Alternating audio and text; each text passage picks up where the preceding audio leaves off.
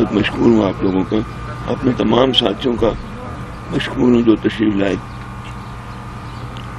میں چاہتا تھا کہ میں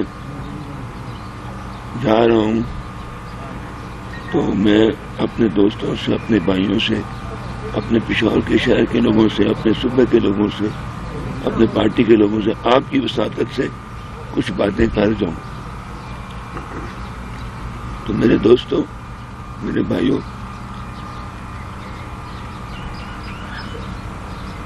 سب سے پہلے تو میں اپنے شاہینوں کو سلام پیش کرتا ہوں جنہوں نے تھوڑے وقت میں بھارت کو ایک ایسی شکست دی جو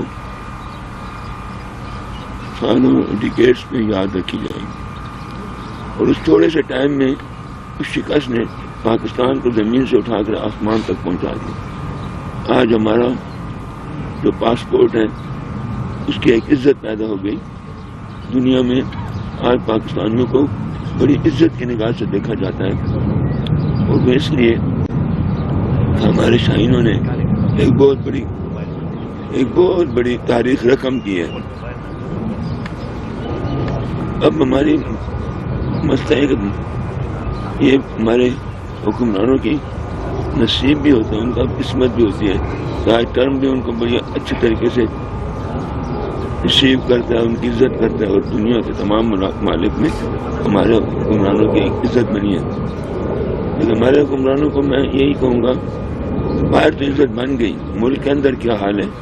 بے روزگاری انتہا ہے، مہنگائی بے انتہا ہے، لوگ تکلیف میں ہیں، غریب آدمی تو زندگی گزار نہیں سکتا، اور جو متوسط طبقہ ہے وہ بھی زندگی گزارنے میں بڑا مشکل سے گزر رہا ہے، کیونکہ مہنگائی ہے، بے روزگاری ہے، دہشت گردی ہے، اور ہماری حکومت اس میں سمجھتا ہوں کہ کامیاب نہیں ہو سکی۔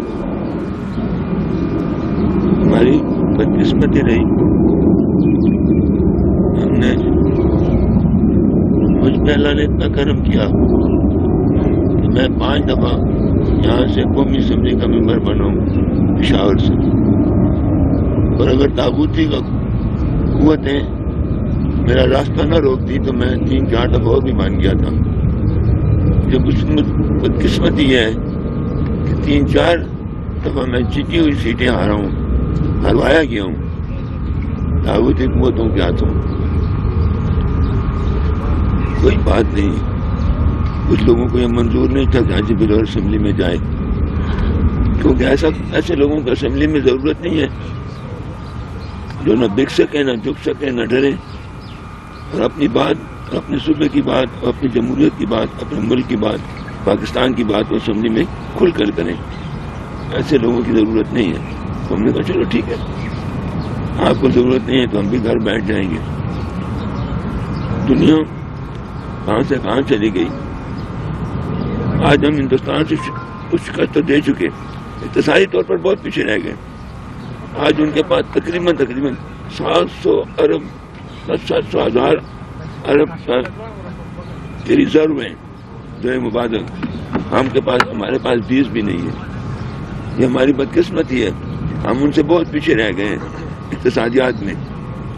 وہ کیوں رہے؟ اس لیے کہ ہمارے ملک میں 3 مارشل لا لگے، وہاں 1 مارشل لا نہیں لگا اب تک۔ ہمارے ملک میں اسٹیبلشمنٹ وہ چھا گئی سیاست پر، 10 سال مارشل لا رہے، تو پھر پولیٹیکل ورکر تو روٹین چلتی ہے تو اس سے سب پیدا ہوتا ہے، پولیٹیکل ورکر اس پہ پیدا نہیں، اس میں پیدا نہیں ہوتا کسی فیکٹری میں، وہ تو ایک پروسیس سے پیدا ہوتا ہے، پروسیس 10 سال کے لیے ختم کر گیا نہ گیا۔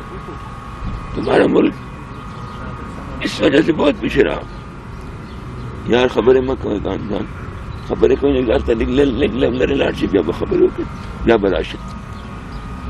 تو ہماری بدقسمتی، ہم نے اپنے ملک کو اقتصادی طور پہ کھڑا نہ کر سکے۔ آج دنیا میں ایک عزت تو ملی گئی، ملک کے اندر وہ بات نہیں رہی. بے روزگاری، میں نے پہلے بھی کہا، مہنگائی اور دہشت گردی کنٹرول نہیں ہو سکی. حکومت کو اس پر بیٹھ کر توجہ دینی چاہیے، تمام سیاسی پارٹیوں کو بٹھا کر ساتھ میں، کہ ہمارے کم از کم میرا صوبہ تو دہشت گردی کی وجہ سے تباہ برباد ہے. اور کمال یہ ہے، ہماری پختونوں کی خوش قسمتی یہ ہے کہ ادھر بھی پختون مر رہا ہے، ادھر بھی پختون مر رہا ہے. میں مرتا ہوں تب بھی پختون ہے، وہ مرتا ہے تب بھی پختون ہے. یہ میرے ان جرنیلوں کی مہربانیاں ہیں جنہوں نے یہ سارا مسئلہ کیا تھا. اس سے میرے ایک ولی خان تھے پورے پاکستان میں جو کہتے تھے کہ یہ جو کچھ آپ کر رہے ہیں اس کا انجام بہت برا ہوگا. یہ اس جگہ اس دھرتی پہ ہاتھ نہ لگائیں، یہ دھرتی چلے گی تو بہت کچھ چلے گا اور چلتا رہے گا. آج 40 سال سے ہم پختون مارے جا رہے ہیں، مرے جا رہے ہیں، ادھر بھی ادھر بھی پختون ہی مرتا ہے. تو پھر ہم کس کو روئیں؟ ہم ان جرنیلوں کو روئیں جنہوں نے اپنے پیسے بنانے کے لیے اس کو جہاد بنایا تھا. اب وہ لوگ جو جہادی تھے آج وہ ہمیں مار رہے ہیں. میں تو یہی کہوں گا کہ تمام سیاسی پارٹیاں بیٹھ کر اس مسئلے کا کوئی حل تجویز کریں. ہم نے کیا کہا، صبح شام ہم مرتے ہیں ادھر بھی ادھر بھی، اور کوئی اس کا اینڈ نظر نہیں آتا. ہماری بدقسمتی ہے. ہمارے ایک جنرل صاحب آئے تھے کوہاٹ میں، مجھے نام تو ان کا یاد نہیں، کچھ عرصہ پہلے، کچھ 2-4 مہینوں کی بات ہے، زیادہ نہیں. اس نے اپنے وہاں ان کو خطاب کیا اپنے فوجیوں کو، اور اس میں اس نے ایک بات کہی. اس نے کہا کہ صوبہ پختونخوا جو ہے یہ پختونوں کی ماں کے جہیز میں نہیں آیا، یہ پختونخوا پاکستان کا حصہ ہے، یہ سارے پاکستان کا حصہ ہے. تو میں نے کہا، جواب میں نے کہا تو اس وقت بھی، آج پھر بھی کہتا ہوں کہ پختونخوا جو ہے یہ پختونوں کی ماں کے جہیز میں آیا ہے. جنرل صاحب تمہاری ماں کے جہیز میں پنجاب آیا ہے. ہم پنجاب سے ایک بوری آٹا لاتے ہیں تو پیسے دے کے لاتے ہیں، 1 کروڑ کینو کا لاتے ہیں تو پیسے دے کے لاتے ہیں. اور میرا صوبے کو لوٹا جا رہا ہے، سب کچھ لے جا رہے ہیں آپ، سب کچھ. میرے صوبے کو کیا دے رہے ہیں؟ یہ صوبہ جو ہے یہ بھی پاکستان ہے، ہم تو کہتے ہیں پاکستان ہے، پنجاب بھی پاکستان ہے، لیکن پنجاب پاکستان ہے، پنجاب پاکستان ہے، پاکستان پنجاب ہے. پنجاب میں جو کچھ ہے وہ پنجاب کا ہے، میرے صوبے جو کچھ ہے وہ میرا نہیں ہے، وہ میری اولاد کا نہیں ہے، میرے بچوں کا نہیں ہے، میرے لوگوں کا نہیں ہے. وہ لوٹا جا رہا ہے. یہاں تانبا ہے، یہاں پر سونا نکلا ہے، یہاں پر گیس ہے، یہاں پر تیل ہے، یہاں پر وہ نکلا ہوا اپنا پیٹرول نکلا ہے، سونا نکلا ہے، بجلی ہے، سب کچھ یہاں ہے. سب میرا نہیں، وہ پنجاب کا ہے. وہ آپ کھا لیں، میرے بچوں کو نہ دیں. یہاں تک کہ جلغوزوں کے باغ ہیں وہ بھی میرے نہیں ہیں، وہ بھی آپ لے جا رہے ہیں. تو میں کیا کہوں، کس کو رہوں، کس کو پیٹوں؟ یہی کہتا ہوں کہ خدا را میرے پنجاب کے دوستوں، یہ ملک ٹوٹ گیا. اصلی پاکستان تو اب نہیں ہے، وہ تو توڑ دیا، وہ ہماری اسٹیبلشمنٹ کے ہاتھوں ٹوٹ گیا. یحییٰ خان نے کہا تھا ولی خان کو، I will shoot my way through. تو اس نے کہا، ولی خان نے کہا کہ میں نے کہا یحییٰ خان آپ کس کو گولی ماریں گے؟ پاکستان کی گولی اور پاکستان کے سینے میں نتیجہ کیا نکلے گا؟ تو ٹوٹ گیا پاکستان. اور کچھ کوشش تھی ہماری اسٹیبلشمنٹ کی کہ پاکستان ٹوٹ جائے. اب جو باقی ہے خدا کے لیے اس کو تو رکھے نا، اس کو تو مت توڑیں. اب کچھ لوگ ہیں جو اس کو توڑنے کے پیچھے لگے ہوئے ہیں. وہ کہتے ہیں کہ 18ویں ترمیم بکواس ہے. اسمبلی کے فلور میں نے اپنے کانوں سے سنا ہے. ٹی وی پہ تھا, میرا دوست میرا بھائی خواجہ آصف کہہ رہا ہے. میں نے کہا کہ یار تو بڑا پرانا مسلم لیگی ہے, قرارداد پاکستان تو پڑھی ہوگی, نہیں پڑھی تو پھر پڑھ لو. جو اگر یہ 18ویں ترمیم بکواس تو پھر اس کی کیا پوزیشن ہے؟ قرارداد پاکستان کی کیا پوزیشن, جس کی بنیاد پر پاکستان بنا ہے 1940 کی قرارداد پاکستان, جو کہا فل پراونس اٹانومی. تین جو وہ تین جو ہے وہ دفاع, کرنسی اور خارجہ امور, یہ مرکز کے پاس ہو گئے, باقی سب صوبوں کے پاس. اور یہاں قرارداد پاکستان یہ کہتی ہے کہ جب صوبہ کوئی صوبہ چاہے وہ علیحدہ بھی ہو سکتا ہے, جس کو بعد میں سن 46 میں جا کر مسلم لیگ نے اس لفظ کو حذف کیا علیحدگی کو. تو میں یہ کہتا ہوں کہ میرے دوستوں, پاکستان جو ہے یہ 4 صوبوں کا مجموعہ پاکستان ہے. خدا کے لیے آپ نے یونین بھی بنایا, آپ نے صوبے بھی ختم کیے, آپ نے بہت کچھ کیا, کامیاب نہیں ہوئے. آپ ان 4 صوبوں کو رہنے دو, ان کو ساتھ لے کر چلو. پنجاب بولو, اکیلا پنجاب پاکستان نہیں ہے, یہ 3 صوبے بھی ساتھ ہیں. اور یہ جو 18ویں ترمیم ہے یہ تقریباً 6-7 مہینے اس پر بعض مباحثے کے بعد پاس ہوئی ہے. آپ تو یہاں ترمیم پیش کرتے ہیں, صبح شام کو پاس ہو جاتی ہے. یہ تو بڑی مشکلات سے بہت بڑے ساری پارٹیوں کے بہت بڑے اس وقت کی جو پارٹیاں تھیں اسمبلی میں, ان کے بہت بڑے اشتراک سے اور بہت بڑے جھگڑوں سے اور اس سے نکل کر یہ ترمیم پاس ہوئی. اس ترمیم کو رہنے دیں, یہ پاکستان کی بنیاد ہے. اگر آپ اس ترمیم کو ختم کریں گے تو پاکستان نہ کرے اللہ نہ کرے اللہ نہ کرے پھر کیا ہوگا. اور 3 صوبے اس قرارداد پر 18ویں ترمیم پر متفق ہیں. آپ بھی مہربانی کریں, کوشش کریں کہ جو فیصلہ ہوا ہے 18ویں ترمیم کا اس کو رہنے دیں کہ پاکستان باقی رہے. پاکستان کی بنیادوں کو مت ہلائیں. یہ 3 صوبے نہیں ہوں گے تو اکیلا پنجاب پاکستان نہیں ہے, سارے صوبے تینوں ہوں گے تو تب پاکستان بنے گا. ہمارا بہت سی باتیں ہیں, میں سمجھتا ہوں کہ اس پر تو میں آپ کے لیے چھوڑوں گا بھی.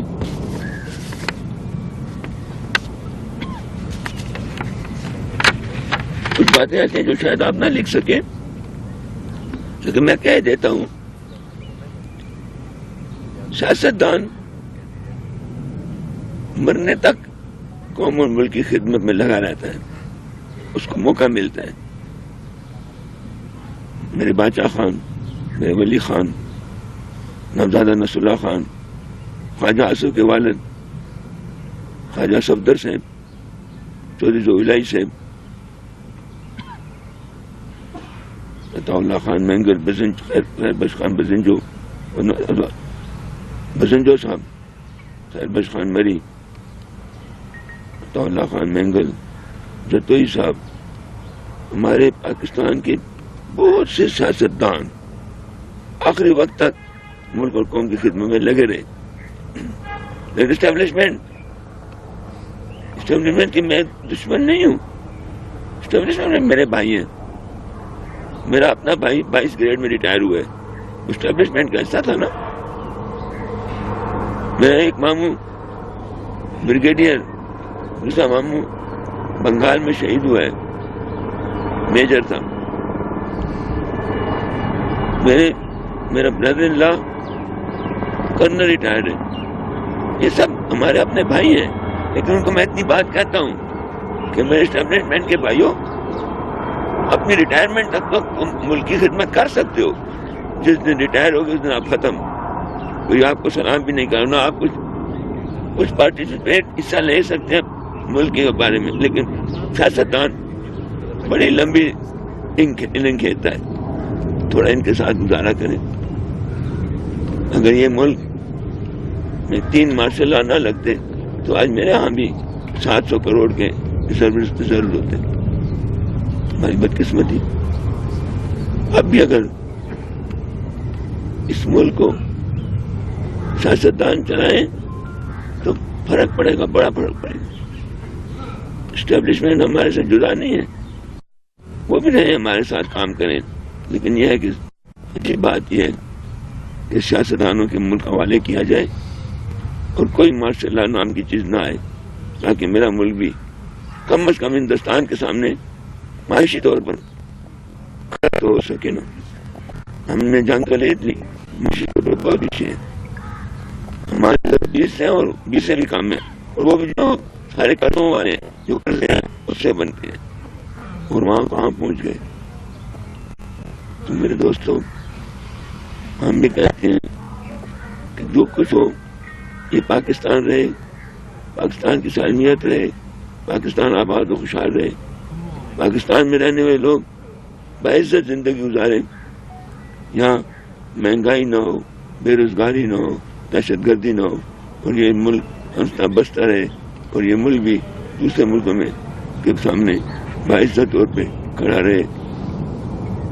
ہمیں کافی مشکلات ہیں، کافی مشکلات سے دوچار ہیں۔ ہمیں ٹرم نے تو بہت عزت دی ہے، ہمیں بڑا پیار کیا، ہمیں بڑی عزت دی ہے، پتہ نہیں کیوں، میرے خیال میں شاید اس لیے دی ہے کہ ہمیں اعتماد میں لے کر ایران پر حملہ کرے گا۔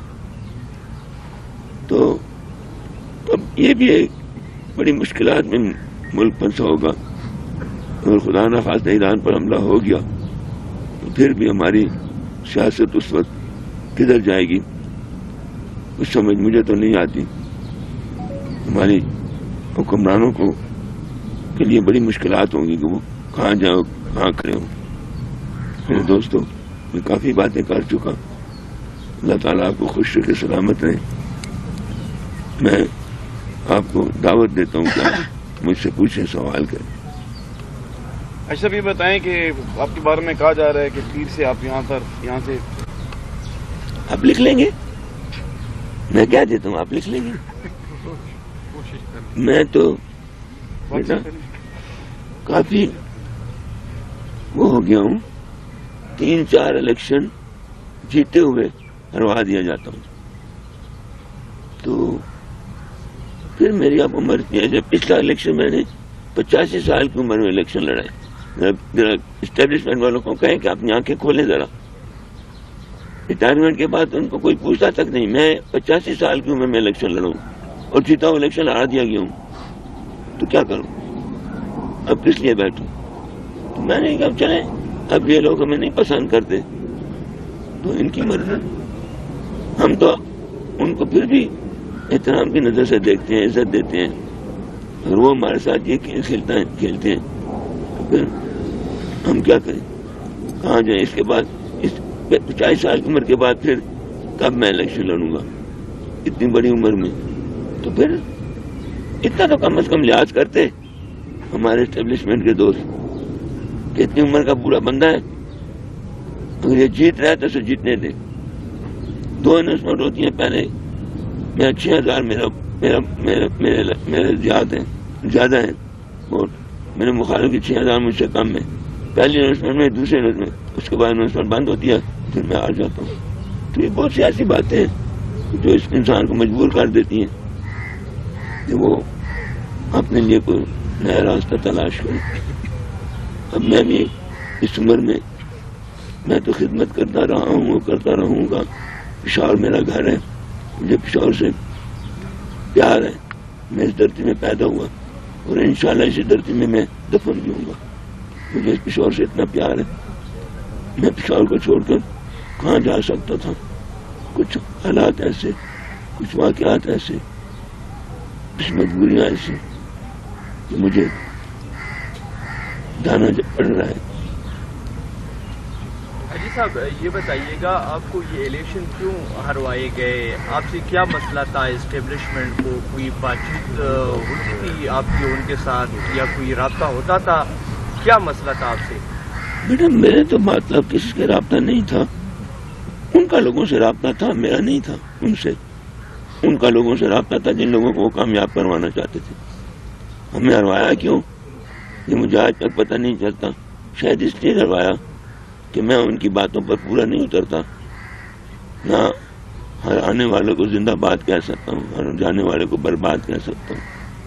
میں اپنے دل کی بات کر سکتا ہوں، میں اپنے صوبے کی بات کر سکتا ہوں، میں جمہوریت کی بات کر سکتا ہوں، میں کھڑا ہو کر اسمبلی کے فلور پر اپنی وہ ساری باتیں کر سکتا ہوں جو کون سے لوگوں کو ناگوار خاطر ہوں۔ تو اس لیے مجھے کہا کہ ان کو باہر ہی رکھیں، فضول لوگ ہیں، ان کو رہنے دیں۔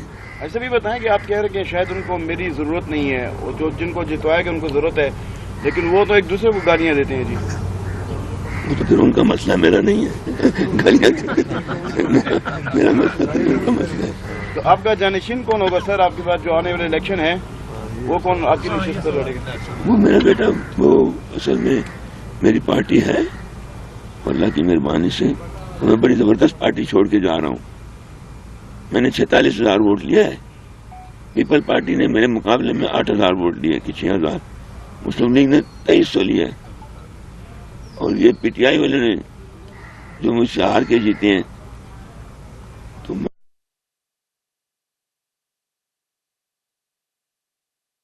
سیاست سے کس حد تک آپ مطمئن ہیں؟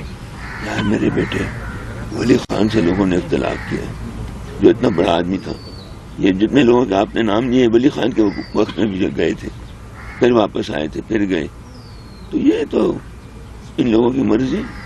اب پارٹی میں جو رہتے ہیں، میں پارٹی کے ساتھ ہوں۔ میں یہ بات، اچھا کہ آپ نے مجھے سوال کر دیا، میں ایک اللہ پاک کا ایک عاجز بندہ ہوں، میں پاک رسول صلی اللہ علیہ وسلم کا غلام ہوں، اور میں بادشاہ خان و ولی خان کا ساتھی ہوں، اور ایسا ساتھی ہوں کہ کچھ لوگ کہتے ہیں مرنے تک ساتھی نہیں، میں مرنے کے بعد بھی ان کا ساتھی ہوں۔ میں مرنے کے بعد بھی الحاج غلام احمد بلور، الحاج غلام احمد بلور، الحاج غلام احمد بلور۔ میں بادشاہ خان اور ولی خان کا مرنے کے بعد بھی ساتھی رہوں گا انشاءاللہ۔ تو یہ کچھ لوگوں کی اپنی اپنی مرضی ہوتی ہے، کچھ لوگ نظریاتی طور پہ علیحدگی اختیار کرتے ہیں، کچھ اپنے مفادات کے لیے ہوتا ہے۔ تو میں سمجھتا ہوں کہ اس میں عمران خان کا قصور نہیں ہے، ان لوگوں کا قصور ہے جو دیوار پر بیٹھے ہوتے ہیں اور دیکھتے رہتے ہیں کس طرح چھلانگ لگے ادھر کے ادھر، تو وہ لگاتے رہتے ہیں۔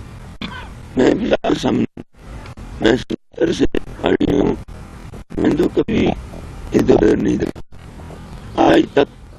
یہ بھی ایک ریکارڈ ہے اس خاندان کا، بلور خاندان کا ایک ریکارڈ ہے، تم نے جنازے کندھوں پر اٹھائے ہیں۔ میری پارٹی میں ایسا کوئی خاندان نہیں ہے جس نے سر جنازے اٹھائے جس سے میں نے اٹھائے۔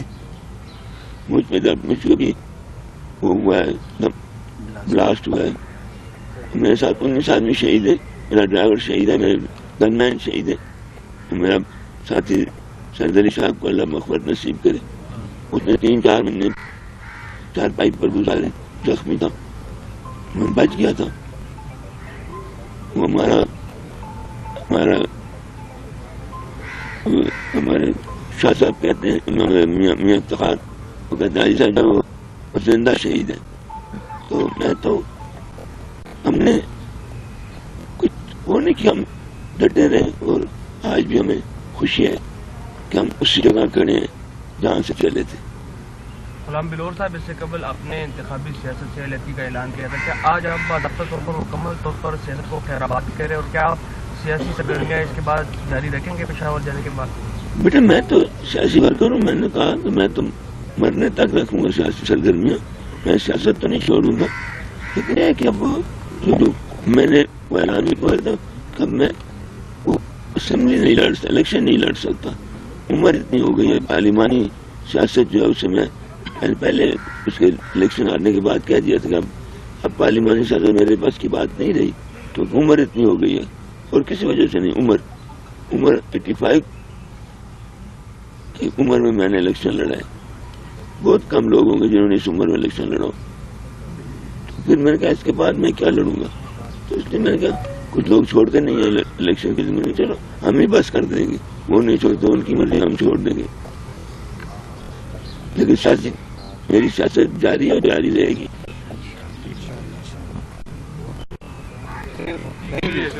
مہربانی. Thank you.